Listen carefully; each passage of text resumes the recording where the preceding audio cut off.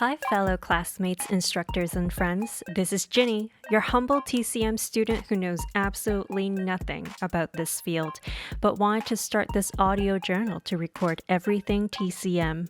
If you would like to join my study group as well, please come learn with me.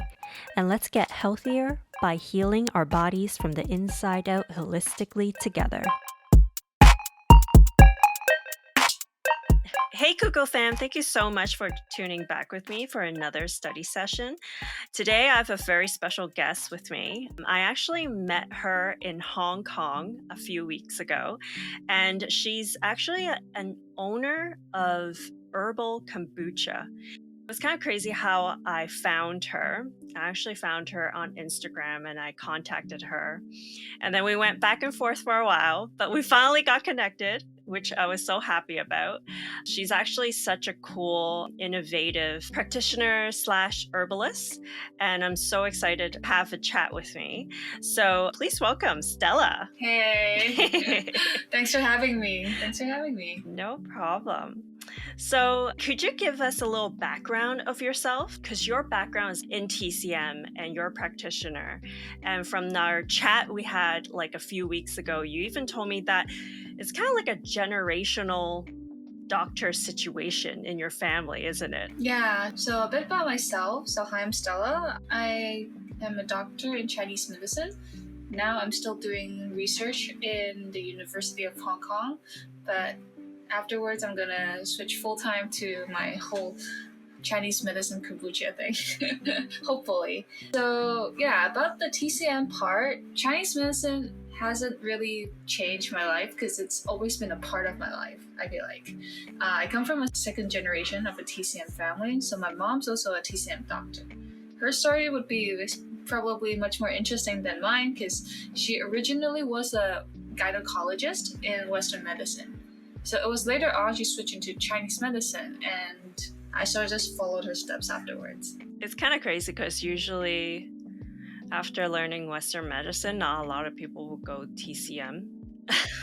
And we talked about this, like how people think like TCM is like hocus pocus, but your mom really enjoys TCM more than Western medicine. Yeah, I feel like for her, I do see her change in her curve. So she started TCM like not like her own will in some sense. Back then, she was a doctor in mainland China. So when she moved to Hong Kong, her qualifications were sort of like disqualified in some sense. So she had to get her qualifications all over again.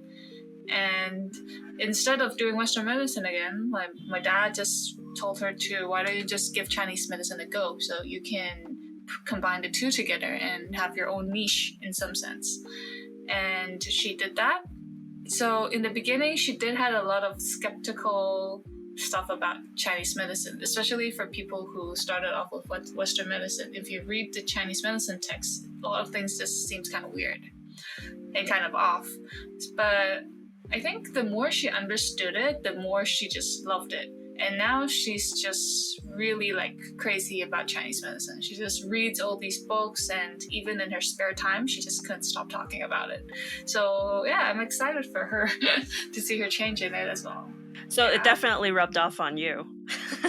Yeah, actually, yeah. So when I was a kid, basically I was my mom's guinea pig on everything. Like anything that she's like, oh, this is interesting, let me try that out. Because the thing about Chinese medicine is a lot of them are like experiences, right? Like a lot of them are he say, she say thing. So the problem with it is that if it's a he say, she say thing, then she has to test it out. She has to test it out on subjects like me.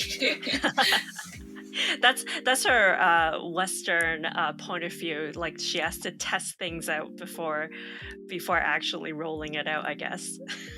Yeah. So she would know what she's doing, which is good in some sense. But yeah, so that's my influence of Chinese medicine. So I just sort of grew up with Chinese medicine in that sense. So you went to school for Chinese medicine, but then you have a story about how you came to like kombucha as well, right? Because you never had kombucha until you went to visit your friend in Vancouver, was it? So that part, how I came up with the whole like Chinese herbal medicine kombucha. First, it was the kombucha.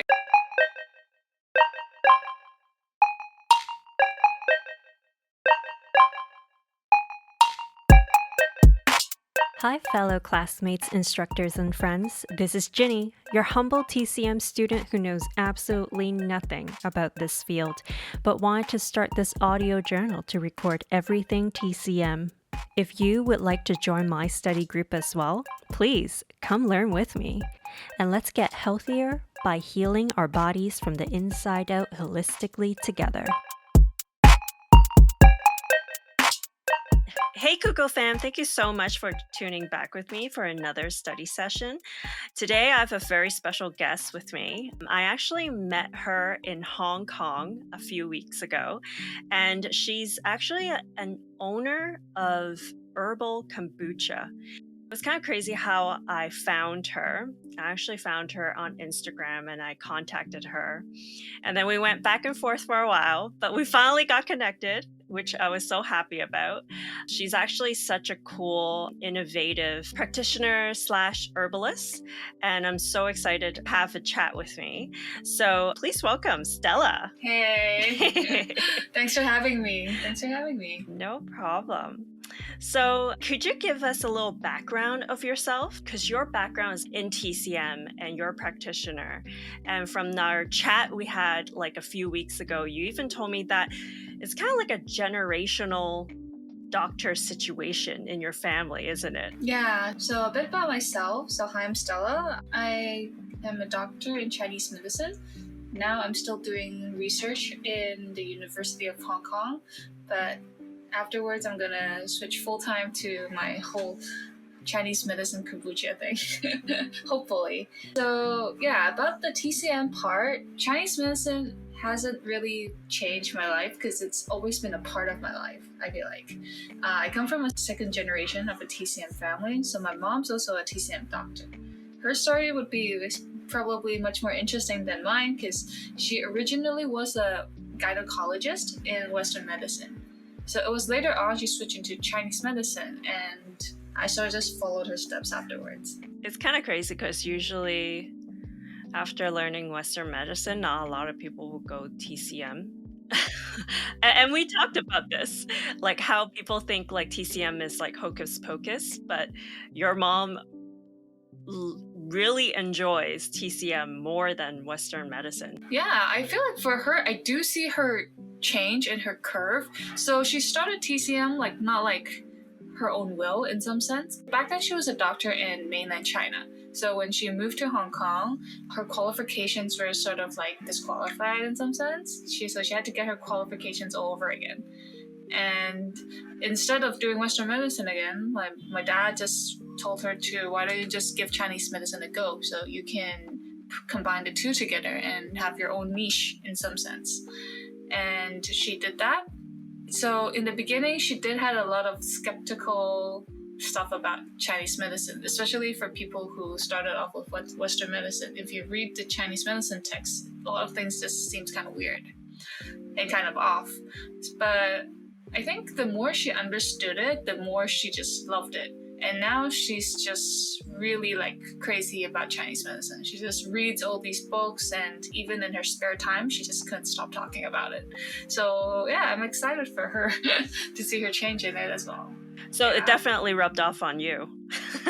Yeah, actually, yeah. So when I was a kid, basically I was my mom's guinea pig on everything. Like anything that she's like, oh, this is interesting, let me try that out. Because the thing about Chinese medicine is a lot of them are like experiences, right? Like a lot of them are he say, she say thing. So the problem with it is that if it's a he say, she say thing, then she has to test it out. She has to test it out on subjects like me.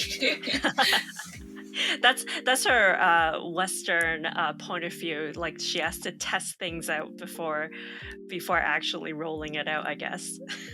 Yeah. So she would know what she's doing, which is good in some sense. But yeah, so that's my influence of Chinese medicine. So I just sort of grew up with Chinese medicine in that sense. So you went to school for Chinese medicine, but then you have a story about how you came to like kombucha as well, right? Because you never had kombucha until you went to visit your friend in Vancouver, was it? So that part, how I came up with the whole like Chinese herbal medicine kombucha. First, it was the kombucha exposure part. So I was in Canada visiting a friend, and he made some kombucha himself, and I drank that every day. It felt amazing. And then when I came back to Hong Kong, I was like, God, I miss that drink. So I started to do my research because I was thinking, if he can do it, then I can definitely make my own kombucha, right? So I started to watch clips on YouTube and like just go through books and stuff and see how we can make that drink. And I started all kombucha owners and their stories. Adopt a scoby from a friend, and then you start brewing your own tea. So the Chinese medicine part is that when you have like a scoby, like the fermented plate to make kombucha, you sort of have to feed it. You have to keep it like a pet. And normally people feed them like sugar tea, but truth is that when you do more research, anything that's like not artificial sugar, they can actually just eat it. Sometimes if I have some really sugary like beverages, I would just pour it in. And there was one time my mom cooked me this like herbal medicine tea for digestion, but I sort of just left it out in the kitchen and it sort of turned sour when I came back because Hong Kong's kind of hot. And I was like, God, I don't want to drink it, but I also don't want my mom to know that I didn't drink the soup she made me. So I saw the SCOBY just sitting there in the kitchen anyways. I just poured it in because I thought that they can drink it probably. It's good for digestion. It might be good for them, you know? That's funny. And then the funny part is that I poured it in, I forgot about it, and then when a few days when I was back, I was like, wow, they have this SCOBY disc and it suddenly just grew so thick. Like it grew a lot faster than the other SCOBY plates. So I was like, does it mean that Chinese herbal medicine is actually like good for these probiotic bacteria growth in some sense? And so that's how I start to test out different stuff to feed the SCOBY. I love how it's like just a serendipity moment for you when you discovered that herbs and kombucha, it goes hand in hand, so to speak. So are you saying that your SCOBY grows faster when it intakes herbal medicine versus what everyone else suggests is sugar? Yeah, I do notice that. Well, not every sort of Chinese medicine. I realized afterwards because I tried to feed them like other kinds of Chinese herbal stuff as well. And there are some would say that some Chinese medicine that we say it's good for digestion or good for gut health, turns out really promotes the growth of the SCOBY as well. And I wasn't expecting that. And yeah, there's a lot of factors that might affect the growth of the SCOBY, but I feel like this is a part where even though we can't say it's like tested, but there's an observation on it, and it got me really like hyped up to try it out, to explore more on it. Yeah. Yeah. I actually tried a few bottles from you actually, and they all taste amazing. It doesn't taste like herbal medicine at all, even though you formulate it to target specific symptoms. It tastes way better than a boiled herbal medicine. Can you explain to us how the fermentation of herbs is more effective than the traditional way of just boiling your herbs? So what we use to do fermentation is bacteria and yeast, right? And in Mother Nature, bacteria and yeast plays a role of decomposing organic matters. For example, like tree bugs, barks, and like roots and stuff, so that it can break down and go back to the soil, and that's the cycle of life. So if you think about it, Chinese herbal medicine are mostly plants as well. So when you put in like bacteria and yeast to do the decomposing part first, then it's basically using these microbiomes to break down the structure of Chinese herbal medicine. And then you boil it or extract it. The extraction rate is like much more higher than just boiling it. It's basically, if I'm gonna do an analogy, it's like if you cut open like a piece of meat, then you cook it, you can probably cook it faster, or cook like you can get more of it than just putting a whole big lump of meat into water to cook it. It will take longer time, it will take more energy, and you might have more like protein loss in that process, right? Mm. Like it's like more watered down, so to speak, right? Yes, basically it's chopping the stuff into smaller pieces before you take it. So it's easier for you to absorb, and it's easier for the nutritions to come out of it. Crazy. So, how should I put it? But you said not all herbs go with kombucha, right? However, if you were to boil it, you could boil every single herb.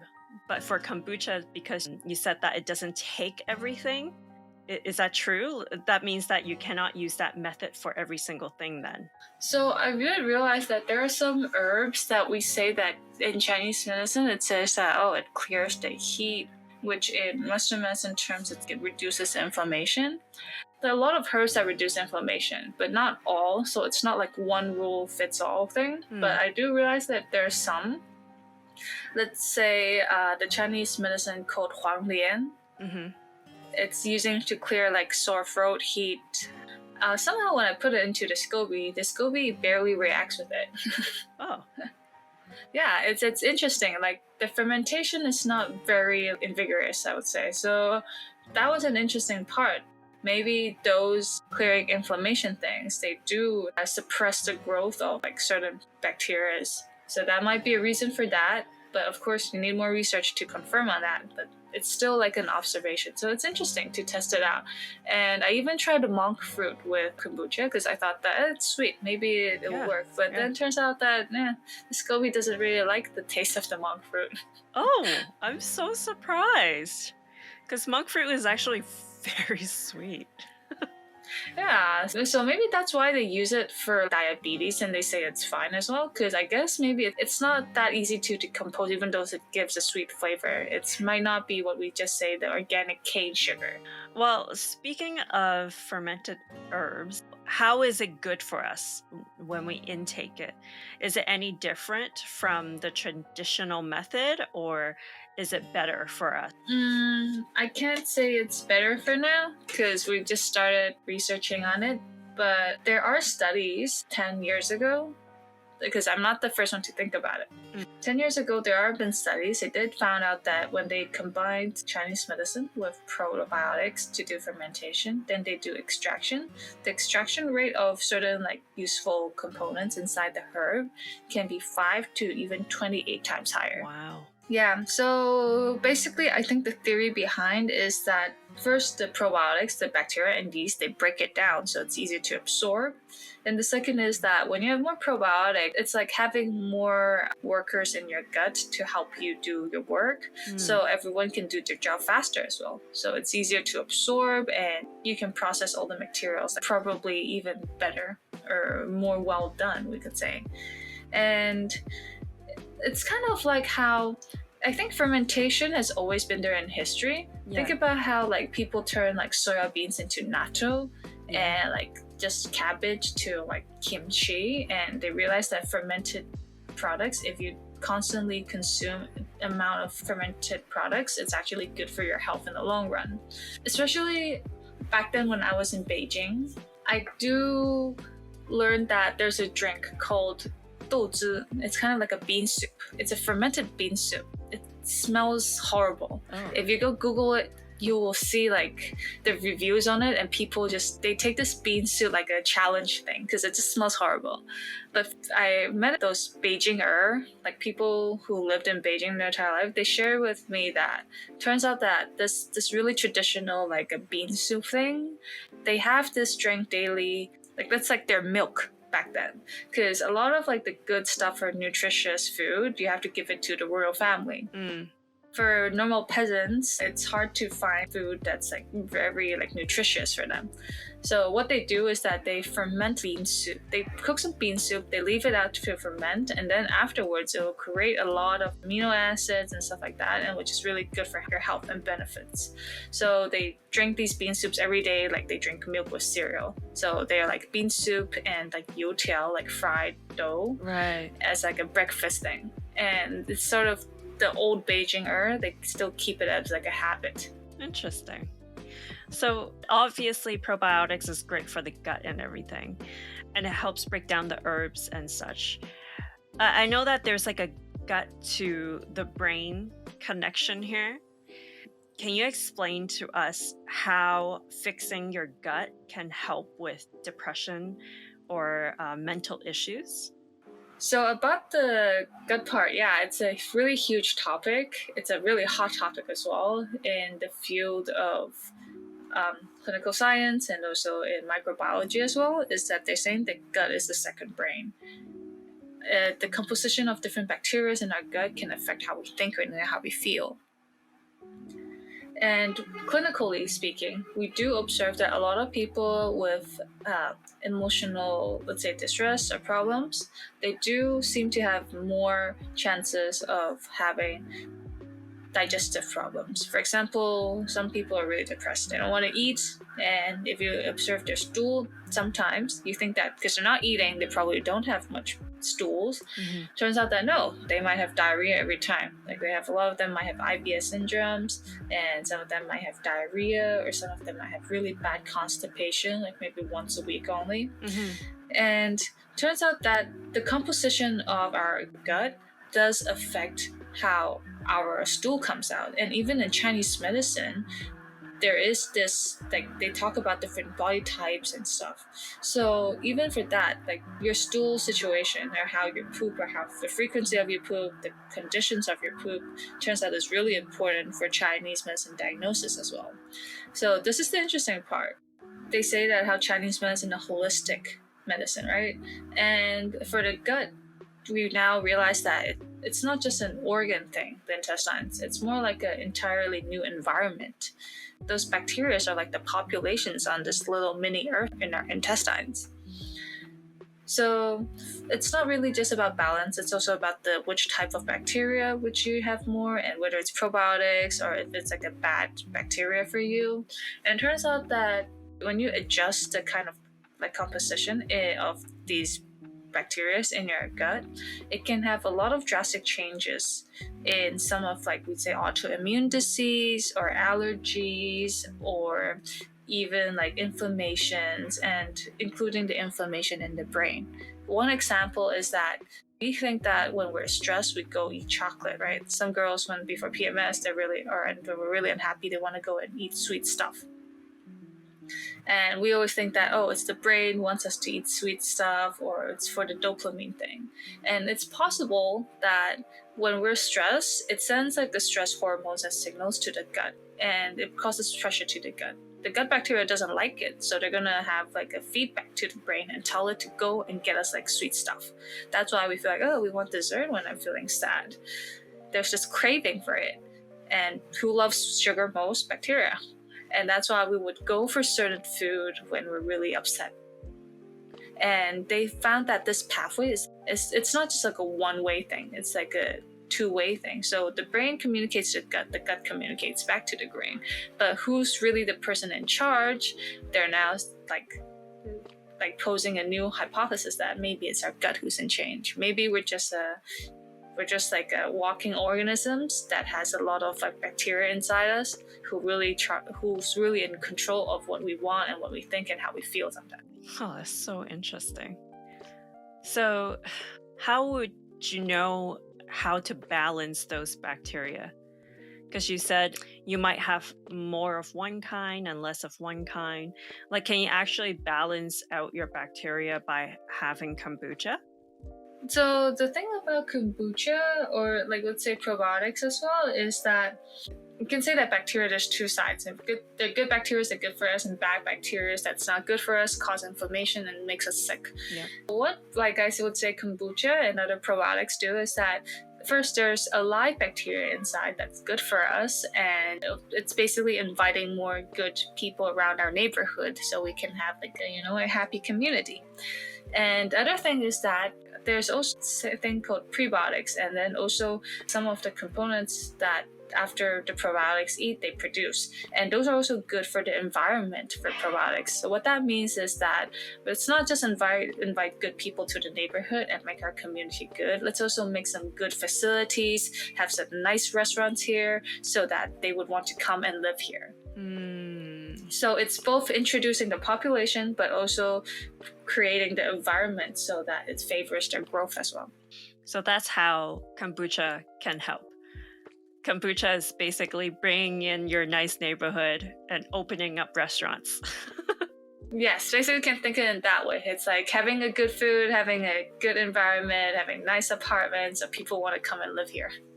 Oh, that's lovely. Okay, so all this talk about kombucha, and clearly your kombucha tastes fabulous. I'm actually kind of curious about the name of your brand. Like, why is it called Lectcha? Like, it's spelled Lectcha.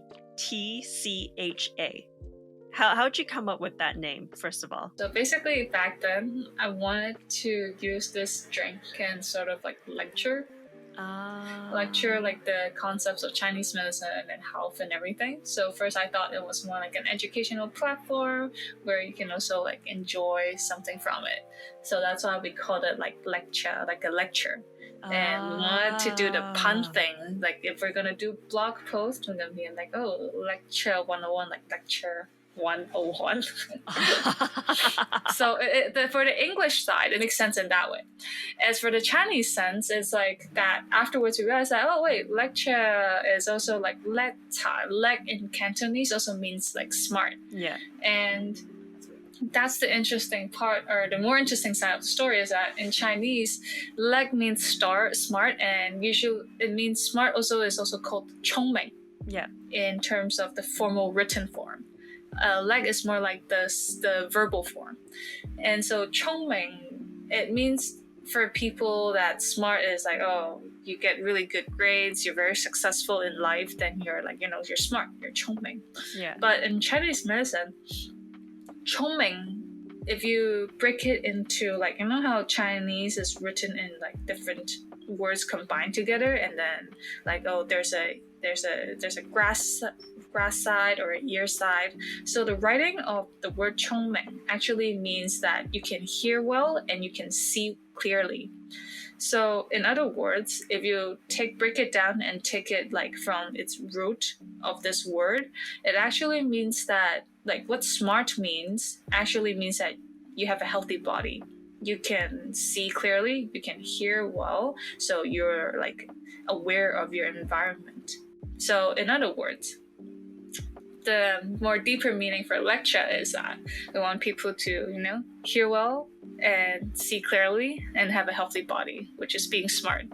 And that's why I would call it lecture in Chinese. Wow, I didn't even know you went that deep with this name. Because after coming back, and I was just like talking to Andy, I was like, I wonder why she named it Lectcha. Like, I was just so curious, and I didn't think to ask you until now. Yeah, so That's true, because I do realize that the spelling for lecture is like it's not even like LET, like let's drink cha, like lecture. And yeah. Some people do say, LECT, and I'm like, yeah, because I wanted to do like a lecture pun, but yeah. Turns out the Chinese was more meaningful than English, but still, it's a good wishful thinking. Yes, I hear you. It makes perfect sense now after you explained it. So, how many drinks do you have in your assortment right now? Oh, right now we have 4. Mostly the 4 is developed because we see these symptoms most common around people these days, especially when we do clinic work. One is for digestion. Yeah. It's a honey jasmine one. And we have one for hair growth. Turns out I too see a lot of friends of me did push me like, why don't you do something for the hair? I think because everyone is stressed. So yeah, we have one is that promotes the hair, the growth of the hair. We have mulberry and husou inside that we do fermentation with. We also have one for the lungs, we say, but mostly it's for like coughing symptoms, especially because after COVID, we do see a pattern of people having like dry throat, and then they suddenly feel itchy in the throat and they can't stop coughing. Right. And in Chinese medicine, we'll say that, oh, that's because you don't have enough yin. In other words, it's like saying it's not moist enough. That's why your throat just cringes together like a wrinkled paper. So what you want to do is smoothen it. So inside we use some like lung smoothing herbal medicine like sasen. And yeah, and we did fermentation so the absorption is faster as well. And it's a kombucha that you can drink warm, which is the interesting part about it. It's even more effective when it's warm. Yes, that was a question that I wanted to ask you too.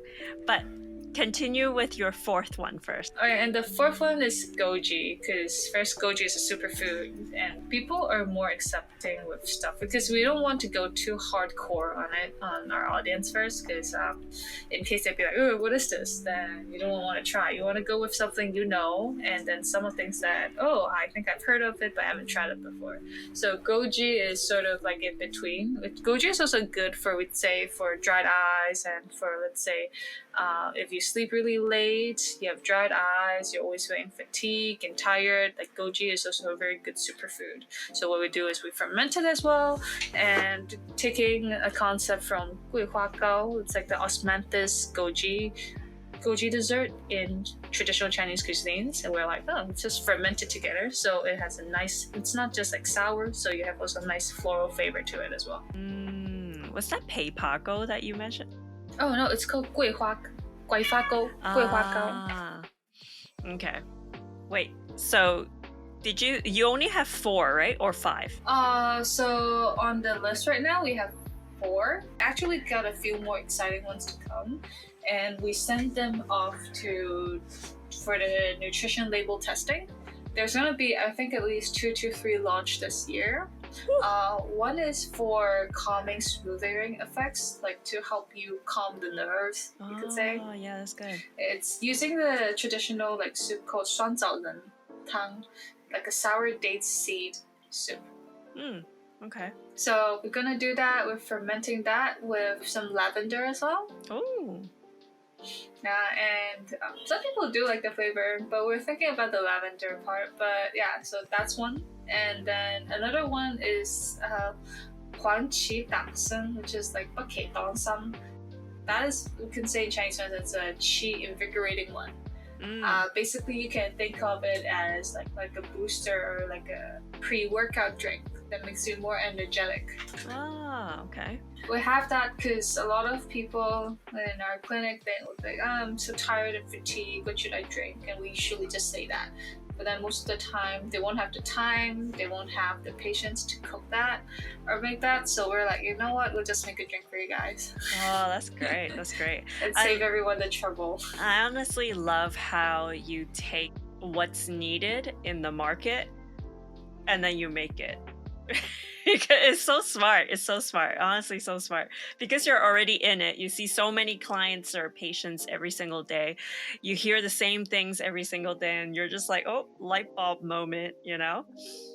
Love that. I also guess it's because I'm lazy. Because I feel like, you know, like as a doctor, you know, when we give you advice, we really hope you can follow through. If you won't follow through, then what's the point of me giving you the advice?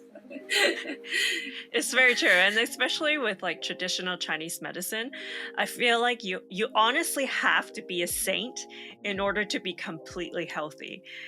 like yeah, exactly. I get it. I get the pain that they're experiencing, so that's why I'm like, you know what? I guess I'll just solve this problem, because I understand how annoying it is to cook and prepare and have these things done.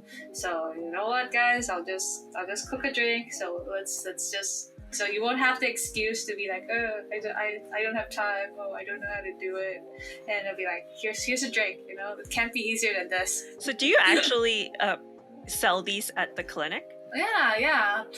We do sell them at the clinic, and a lot of our early adopters are actually people from the clinic as well. Even some are loyal customers or people who tried it in the clinic. Because it's not, because kombucha or like these stuff is fermented stuff in general, not just kombucha.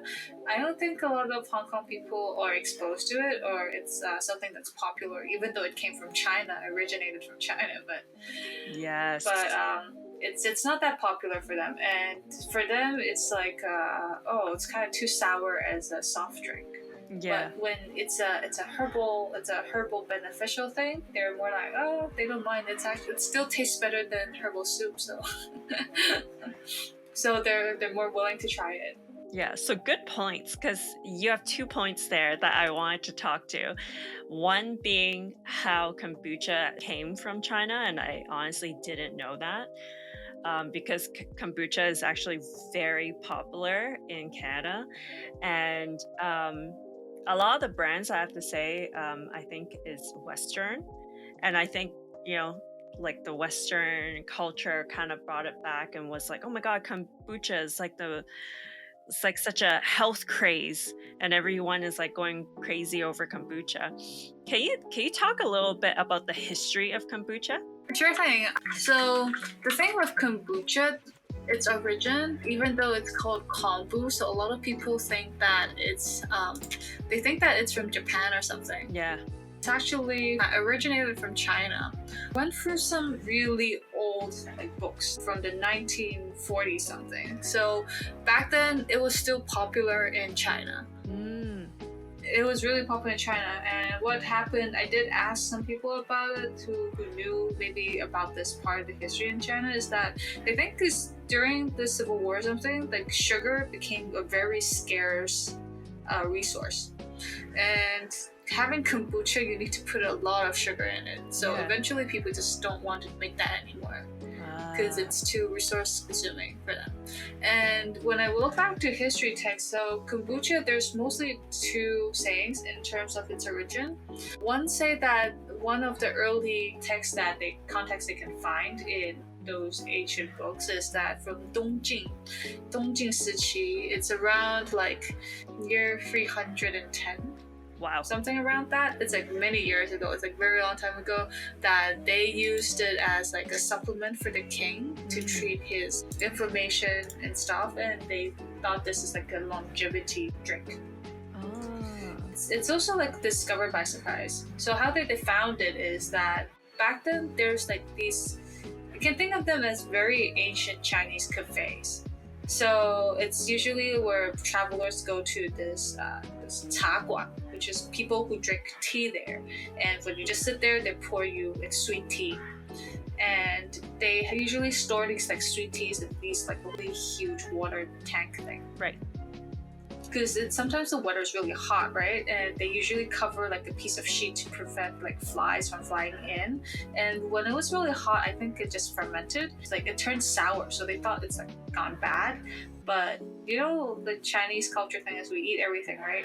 That's why we found like China like preserved eggs, and it was like, oh, it's a delicacy and stuff like that. So even it turns bad, we'd still eat it because we want to see how it tastes, right? honestly, Chinese people, good and bad, because we're so experimental. Honestly, back in the day, people just put anything in their mouths and just try it. And, like it's good and bad because yes, it's great. We discovered kombucha. Bad when you have viral diseases. So, That's true. That's true. We have good stomach. That's why we eat everything. We train our immune systems. yeah. It's you. So, yeah.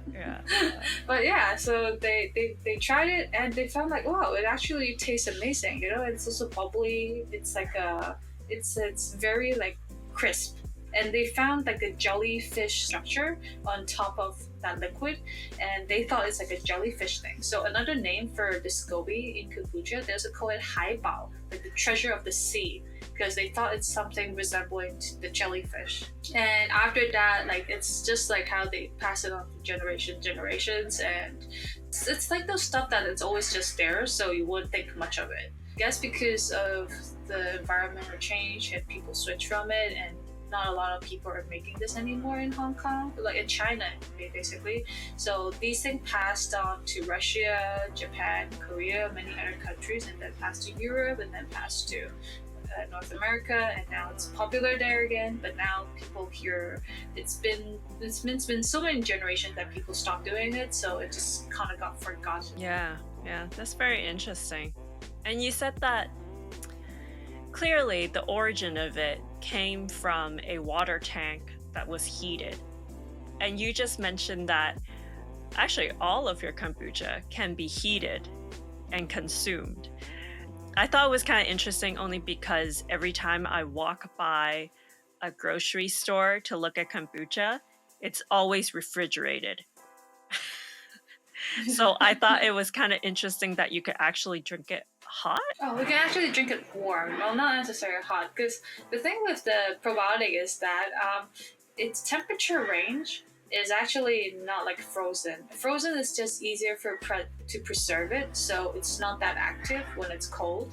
The temperature that works best is actually around like 35 to 40 something degrees, and that's why it can ferment under room temperature. Like 28 to 40 something is actually a good temperature for it to ferment. It'll ferment like faster.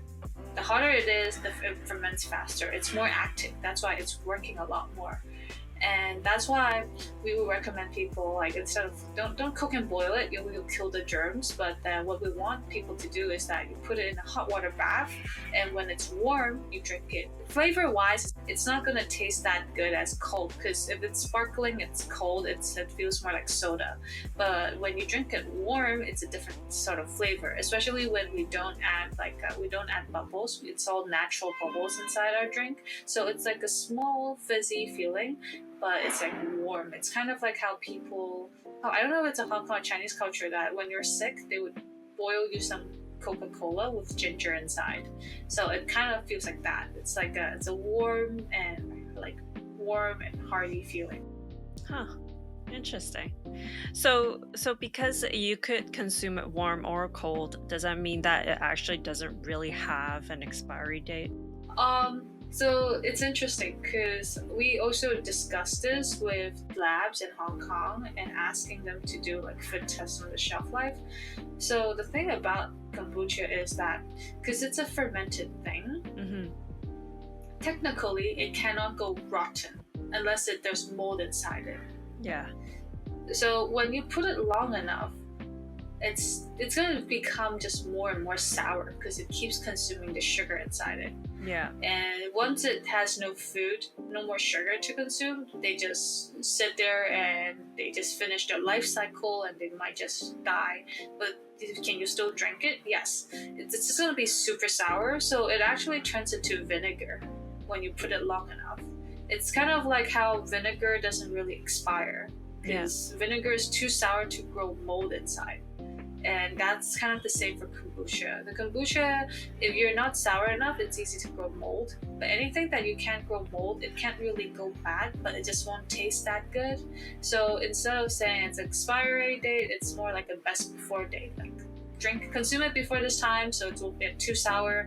But we do recommend some of our customers that if it becomes too sour, let's say you put it for half a year and it became really sour, then instead of like throwing it away, maybe you can use it as like a salad dressing. Oh, interesting. Yeah, you can still just use it for other purposes. Just treat it like a vinegar. That's true. It'll be like a vinaigrette. Yeah, exactly. Huh. So when you say you could drink it cold or hot, but when it's cold and it's supposed to be herbal medicine, does that contradict the whole like Chinese medicine needing to always drink warm and hot things? Well, it's a very tricky question. Technically, even me as a doctor, I also want to drink cold stuff when it's really hot outside. Yeah. And I think it's kind of normal to want that. So I won't say it really contradicts though, because it really depends on what you're treating and what your purpose is of. Let's say if I am having like a cold symptom, like cold hand, cold feet and stuff like that, then it makes sense that I don't drink it that cold. It makes sense I drink it room temperature or warm. But let's say, I'm feeling really hot and like You know, sometimes we just want to cool down, and it's Yeah. actually okay to have it a bit cold as well. It's basically just it depends on how you're enjoying it. If you're enjoying it as a soda, then yeah, you can drink it cold. But if you're drinking it like, oh, because of my body situations, I know I shouldn't drink cold stuff to begin with, then you can have it warm. Ah, okay. But of course, it's good to have it warm at all times, but we also understand that that's a very saint life and not a lot of people can follow through, even me. Yeah, it's true. Because sometimes it's so cold and the cold drinks just feel so good, especially for the one we have for digestion. Called honey jazz. Like it goes so well with hot pot, but with hot pot it's so hot already. You just want something to cool. Yeah, that's true. That's true. Yeah. I did Yeah, drink that one. That so one was amazing. yeah, that one's so nice. Do you have people who drink it in room temperature? No. Hmm. Yeah, but warm one is usually I do see more people drinking the one that's the longevity one. We say that the one that has sasin inside that's good for the lung and coughing. People Yes. we do recommend people to have it warm though, because a lot of the coughing thing we'd say it's because when it's heat expands and cold contracts, right? So when it contracts, your airways gonna be more tightened, so you're gonna cough even more rigorously. So having it warm actually warms up the environment along with some lung soothing herbs in it. So the effect would be much more better if you don't mind drinking it warm. Hmm. That's completely true. So, what are your goals for this kombucha company, Lectcha? And what do you see yourself doing in, like, I don't know, say like 5 years? 5 years? Yeah, this company. This company. Oh, well, so first we want to survive for at least more 5 years. 5 more years. Yeah, that's a real thing. Like startup, they usually don't make it through the first year, and even less makes it through the first 3 years. So 5 years would be a good milestone, I think. I did think about it, and I don't know if it's too ambitious to think this way, but I do hope that by 5 years' time, I do hope that we would have a certain like larger crowd who already are start to adopt this kind of like lifestyle that drinks like herbal kombucha regularly, time to time, maybe not every day, but they already have the concept. People are not that alien with the idea of like fermented Chinese herbal tea or medicine. Yeah.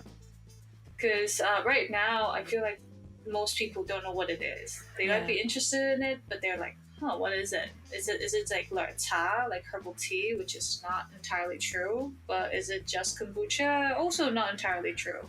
So it's a very new. So we do know that we're a new genre. So it will take time for people to know, and we will have to do the educating part as well. And the other part was the more ambitious side of us is that for tea wise, like for kombucha wise, it's very easy for people to consume. It's an easy entrance, but eventually we do want to apply more on the fermented Chinese medicine part. Like in the end of the day, fermented Chinese medicine is a very good way and sustainable way for development of Chinese medicine. Hmm. Right now, most of the things we use are just like boiled or cooked or extract with hot water. And the thing about it is that a lot of people are consuming Chinese medicine, but there's only a scarce amount of Chinese medicine resource, especially some of the more, we'd say, more precious herbs and stuff. And if you have more people starting to accept Chinese medicine, we want it to be sustainable. But however, like for medicine, it's not just like cabbages. It takes a lot more time to grow, especially some would say some more precious Chinese medicine. It takes like 5, 7, or even 8 years to grow a decent crop. Yeah. So what we want to do is that we hope that by using fermentation technology in it, first we want the whole thing to be more sustainable. We want to reduce the amount of waste whenever we use these medicine. We want to make sure we get every last drop of it. Yeah. But also the thing is that by fermenting it, studies have shown that the extract is 5 to 28 times higher than the yield than just using hot water. So in other words, that you don't need that much liquid to get a decent amount of dose of that certain herb. So in other words, if you think it this way, does it mean that we don't really need to drink like a large bowl of soup anymore in the future? We don't have to just have like always trying to check that really nasty soup anymore. And if we can just make it into abstract or like those oil droplets, then in that sense, it will be much more easier for people to consume or accept or even implement Chinese medicine or their theory in their daily lives. It's no longer this complicated process of, oh, I have to go see a doctor, I have to wait in line and then see him for 5 minutes, get a prescription, and probably I don't understand what he's talking about. And and then trying to get the herbs, trying to cook it, and then drink it, and then I don't know if I'm getting better or worse. And we really want to break this cycle by making it easier to apply. Let's say I go to a doctor in the future and they just recommend me getting, oh, Dachshund, Beiqi, and then I know that I can just go to this place, I can get the extract, and I can just drip it into my coffee, drip it into my water, drip it into my muffin, or use it when I'm baking. Can be the implementations can be so much more broader, and it's so much more easier for people to just use like supplements or just like daily stuff, and you don't have the trouble of like, oh, where can I get it, where can I buy it, or is it working, or how should I use it. That's crazy. That's such like intense innovation. Yeah, we do hope that. I feel like that might take longer than 5 years, but yeah, one step at a time. We do hope that we can, because the idea is that we just want to make things easier for people. Yeah. Because we understand that Chinese medicine is traditional, and what we want to do is make it more like more modern now, because there's a lot of good stuff in Chinese medicine, but I feel like the thing is, because it's too tradition, sometimes, yeah, in this lifestyle, it's hard for us to take the time, the barrier to conquer, to understand what it really holds. So what we want to do is to want to change it to become more adaptable to the lifestyle we have right now. Because I do feel guilty too when I teach, but I can't preach. Can't do what I preach, right? So it's like, yeah, don't drink cold stuff. Drink less coffee. Don't eat fried stuff. You know, like, Yeah. I get it. We have desires. I have desires too. Yeah. The only difference is that I know that, oh, if I eat a lot of fried chicken or I drink this coffee, I should, take this herb to balance it off. But most people, they might not know that, and so what you do is to just keep club and stock up to a point where it overrides the threshold, and then you get sick, and then you feel bad, and you go to a doctor. So if you can do something like prevention and do something before that happens, then maybe it saves everyone a lot of cost and time, so that resources can be really developed and focus on treating things that are very like complicated. No, that's great. So I guess my last question Okay. would be, That's can you have too much kombucha? Because you said having kombucha is like building a nice neighborhood. You're trying to build a nice city in your